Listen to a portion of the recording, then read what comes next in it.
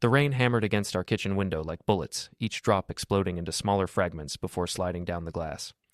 I stood there reheating leftover pizza, listening to my wife Nina's voice drift from the living room. Her tone had that particular warmth I hadn't heard directed at me in months. Before we dive deeper into this story, I have one small request. Please subscribe, drop a like, comment, and hit that hype button to boost this channel so more people can discover these incredible Reddit stories. No, Tom, he's being ridiculous about this whole thing, she laughed, her voice dropping to that intimate register that used to be reserved for me. I mean, we're just catching up as friends. If he can't handle that, maybe he should just leave. I froze, the microwave humming behind me like a death rattle. Tom, her ex-boyfriend from law school. The same Tom who'd been helping her with some consulting work at the firm. The same Tom whose name kept popping up in conversations with increasing frequency over the past 2 months. I'm Jack Morrison, 34 years old, and I run a moving company with my best friend Mick. Not exactly the high-powered legal career Nina built for herself, but honest work that pays the bills. Or used to, before she decided our different life trajectories, meant we needed this trial separation. The apartment felt like a tomb these days. Half my stuff was already boxed up in the spare room, waiting for me to find somewhere else to go. Nina had made it clear that our cramped 2-bedroom place wasn't big enough for both of us to, find ourselves. Jack's just so insecure, Nina continued, oblivious to my presence 20 feet away. He thinks every man I talk to is some kind of threat. It's honestly pathetic. My hands clenched around the pizza box. Pathetic. That's what she thought of me now. The guy who'd worked double shifts to help pay for her law school, the guy who'd held her hair back when she was sick from stress during the bar exam, the guy who'd believed her when she said this separation was temporary. I walked into the living room, making no effort to hide my approach. Nina was curled up on her couch. Her couch now, I guess, wearing the silk pajamas I'd bought her for Christmas. She looked up at me with those green eyes that used to make my heart skip, but now they held nothing but annoyance. Can you keep it down? I said, setting my plate on the coffee table. Some of us have to work in the morning. She covered the phone with her hand. Tom and I are having an important conversation about the Henderson case. This is work, Jack. At 10:30 at night? Some of us have careers that don't end at 5 o'clock. Her voice had that sharp edge that could cut glass. Maybe if you understood what real ambition looked like, you'd... I'd what, Nina? Be more like Tom? She uncovered the phone. Tom, let me call you back. Jack's having one of his moments. She hung up and turned to face me fully, her expression shifting into that patronizing look I'd grown to hate. Look, I've been patient with your jealousy issues, but this has to stop. Tom is a colleague and an old friend. We have history, yes, but we're both professionals. If you can't handle me having male friends, then maybe you should seriously consider whether this relationship is right for you. Male friends, I repeated, tasting the bitterness of the words. Is that what we're calling it? What exactly are you implying? I pulled out my phone and opened the tablet app we shared for groceries and household stuff. Nina had forgotten to log out of her messages last week, and they'd been syncing to my phone ever since. I'd been trying to ignore them, telling myself I was being paranoid, but tonight, with her sitting there lying to my face, I couldn't pretend anymore. I scrolled to the conversation from this afternoon and started reading aloud. Can't wait for tomorrow night. Jack's working late, so we'll have the whole evening. I looked up at her face, watching the color drain from her cheeks. That's from you to Tom, by the way. Want me to read his response? Jack, you don't understand the context. I've been thinking about you all day, I continued, reading Tom's reply, especially about what you said last week, about how you've been feeling trapped. Nina stood up, her hands shaking slightly. You went through my private messages? They've been syncing to my phone for a week, but that's not the point, is it? The point is you've been planning secret meetups with your ex while telling me I'm paranoid for being concerned. Nothing physical has happened between Tom and me. We're just talking through some complicated feelings. Complicated feelings, I laughed, but there was no humor in it. You know what, Nina? You're absolutely right about one thing. If I don't like you hanging with your ex, I should leave. She blinked, clearly not expecting that response. Jack, wait, I didn't mean... No, you were crystal clear. If I can't handle this situation, I should go, so that's exactly what I'm going to do. I turned and walked toward the spare room where my boxes waited. Behind me, I heard Nina's voice. Higher now, more uncertain. Where are you going? Jack, we need to talk about this like adults. I grabbed my phone and scrolled through my emails until I found the one I'd been ignoring for 3 weeks. Morrison Moving had been offered a contract with a British company. Good money, 6 months minimum, all expenses paid. I'd turned it down because I didn't want to leave Nina during our trial separation. Funny how perspectives change. I hit reply and typed, "Position still available, can start immediately." The response came back within 10 minutes. "Absolutely. Flight leaves tomorrow evening. Welcome aboard." I started throwing clothes into a duffel bag while Nina stood in the doorway, watching with growing alarm. "You're being dramatic," she said, but her voice lacked conviction. "You can't just run away to another country because we had a fight." "I'm not running away. I'm taking your advice. You said if I don't like the situation, I should leave, so I'm leaving." "I meant the apartment, not the continent." I zipped up the bag and turned to face her. "You know what the funny thing is, Nina? I actually thought you might fight for this. For us. But instead, you've been planning your exit strategy with Tom for weeks, haven't you?" "That's not what this is." "Save it." I shouldered the bag and walked past her toward the front door. "I'll send for the rest of my stuff once I'm settled." "Jack, please. Let's sit down and work through this. I know I've made mistakes, but we can fix this." I paused at the door, my hand on the knob. For a moment, I almost wavered, almost believed that the panic in her voice meant she actually cared. But then I remembered Tom's message about her being ready to admit what we both know, that she settled for security instead of passion. Yeah, I'd read that one too. "Enjoy your freedom, Nina. I hope Tom gives you everything you're looking for." I walked out into the rain, leaving behind 8 years of my life and the woman I'd thought I'd marry. Heathrow Airport looked exactly like every other airport. Sterile, crowded, and filled with people running toward or away from something. I snapped a selfie with my new crew, 5 guys from London who seemed decent enough, and posted it to social media with the caption, "New adventures begin now. Sometimes leaving is the best decision you can make." My phone exploded with notifications before I'd even put it back in my pocket. 17 missed calls from Nina, 43 text messages, even a few voicemails, which she never left because she considered them inefficient communication. I scrolled through the texts while waiting for our connection to Manchester. "Jack, please call me back." "This is insane. You can't just disappear." "I talked to Tom. We're ending whatever this was. Please come home." "Your mother called me. She's worried sick." "I love you. Please don't do this to us." That last one almost got to me. Almost. But then I remembered her voice on the phone, calling me pathetic.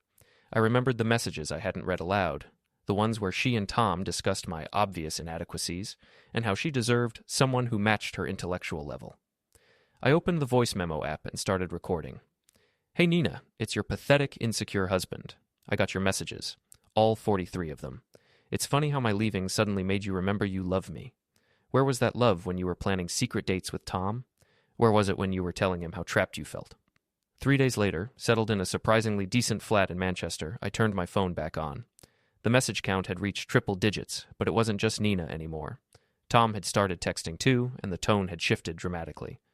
"Jack, we need to talk. Nina's falling apart. She hasn't eaten in 2 days. She's calling in sick to work. Look, I know you're angry, but she really loves you. What we had was just confusion. Confusion. That's what they were calling it now." But the most interesting messages came from my friend Mick back home. "Dude, you need to see what's happening here.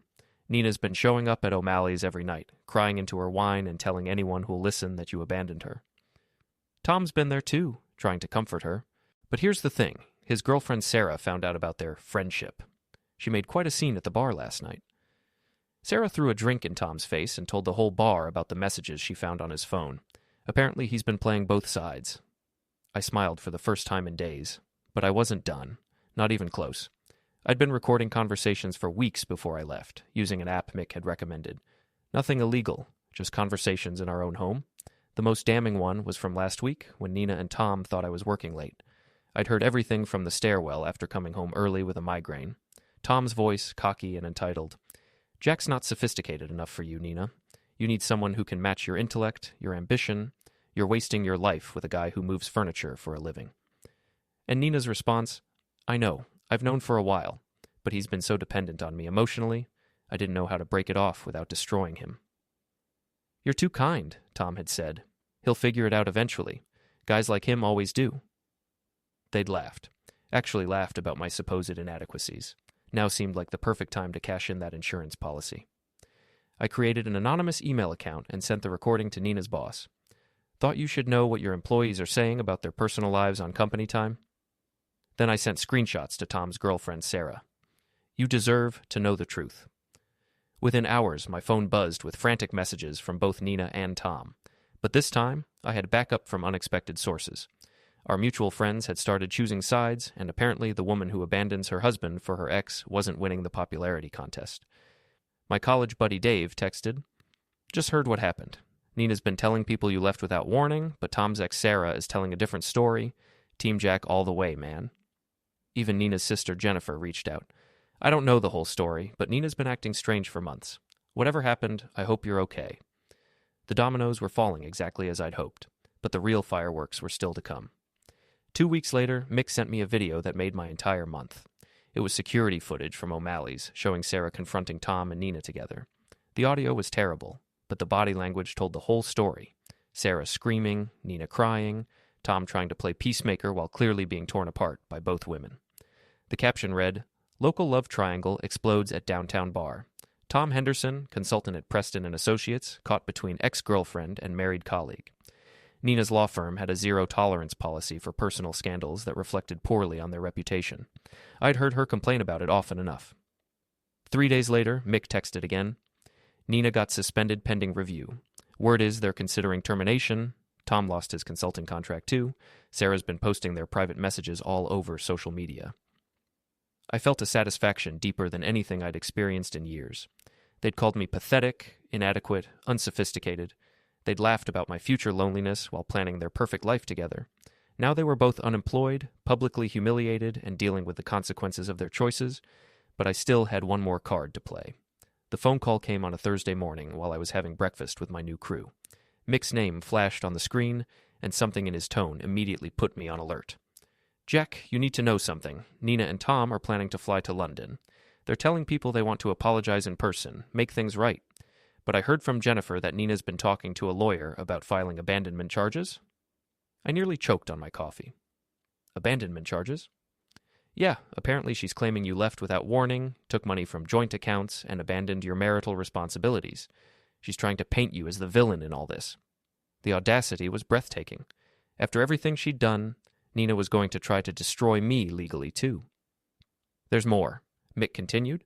"Tom's been telling people that you threatened him before you left. Says he has witnesses who heard you make violent threats against him." I laughed, but there was no humor in it. "What witnesses? The only people who heard our last conversation were Nina and me." "That's just it. Nina's backing up his story. They're coordinating their lies." I sat back in my chair, watching my British colleagues joke around over their breakfast. These guys had accepted me as I was, valued my work ethic and experience. They didn't care that I hadn't gone to law school or that I worked with my hands for a living. Nina and Tom were trying to destroy even this small piece of happiness I'd found. "Mick, I need you to do something for me. Remember that recording I made? I need you to get copies to some specific people." "Who?" "Nina's mother. Her boss. The real boss, not just her supervisor. And Tom's new girlfriend, if he has one." "Jack, are you sure about this? Once you go nuclear, there's no coming back." I thought about Nina's voice on the phone that first night, calling me pathetic. I thought about Tom's laughter as they discussed my inadequacies. I thought about them planning to fly here and continue their campaign of lies and manipulation. "They started this war, Mick. I'm just going to finish it." The next morning, I got a call from an unknown number with a British accent. "Mr. Morrison? This is Detective Inspector Sarah Collins with Manchester Police. We've received some concerning communications about you from the United States. Could you come in for a chat?" My blood ran cold. They'd actually done it. Filed false reports to try to get me arrested internationally. "Of course, Inspector. When would be convenient?" "This afternoon, if possible. And Mr. Morrison, you might want to bring any documentation you have about your departure from the States." I spent the morning gathering every piece of evidence I had. The messages between Nina and Tom, the recording from my apartment, screenshots of the job offer and my acceptance, bank records showing I'd only taken money from my personal account, not joint funds. Detective Inspector Collins turned out to be a sharp-eyed woman in her 40s who listened to my story with professional skepticism that gradually shifted to something approaching sympathy. "So, your wife and her friend have filed reports claiming you made threats and fled the country to avoid legal consequences?" "That's what it sounds like." She reviewed the evidence I'd brought, paying particular attention to the recording and the message timestamps. "Mr. Morrison, I have to ask, did you make any threats against Mr. Henderson before you left?" "The only thing I said to Tom was, I hope you give Nina everything she's looking for." That was it. Collins nodded, making notes. And these messages between your wife and Mr. Henderson, they clearly show premeditation for an affair, don't they? That's how I interpreted them. She closed the file and looked at me directly. Mr. Morrison, I've been doing this job for 20 years. I've seen real domestic violence cases, and I've seen people trying to weaponize the system for personal gain. This looks very much like the latter. Relief flooded through me. So what happens now? Now I make some calls to my colleagues in the States and explain that you're here legally, employed legally, and that the allegations against you appear to be fabricated. She paused. I also suggest you might want to consider filing your own complaints about harassment and filing false reports. That evening, I called Mick with an update and some new instructions. They tried to have me arrested, Mick, actual criminal charges. Jesus, Jack, are you okay? I'm fine. Better than fine, actually. But now I'm done playing defense. I had Mick send the recording to Nina's mother with a simple note. I thought you should know what your daughter really thinks of the marriage you encouraged her to save. Then to Nina's boss. These recordings were made in my own home and show your employee conducting personal business during work hours while discussing confidential firm policies. Finally, to the local newspaper's gossip columnist. Thought you might be interested in this story about local legal professionals and their creative approach to professional ethics. The response was swift and devastating. Nina's mother called her immediately after hearing the recording. According to Jennifer, the conversation involved a lot of shouting and ended with Nina being told she was no longer welcome at family gatherings until she figured out how to be a decent human being again. Nina's boss didn't just fire her. He made sure word got out to other firms about why she was terminated. In the legal community, reputation is everything, and Nina's was now radioactive. The newspaper ran a blind item that was transparent to anyone who knew the players. Local Legal Eagle discovers that flying too close to the sun burns more than just wings.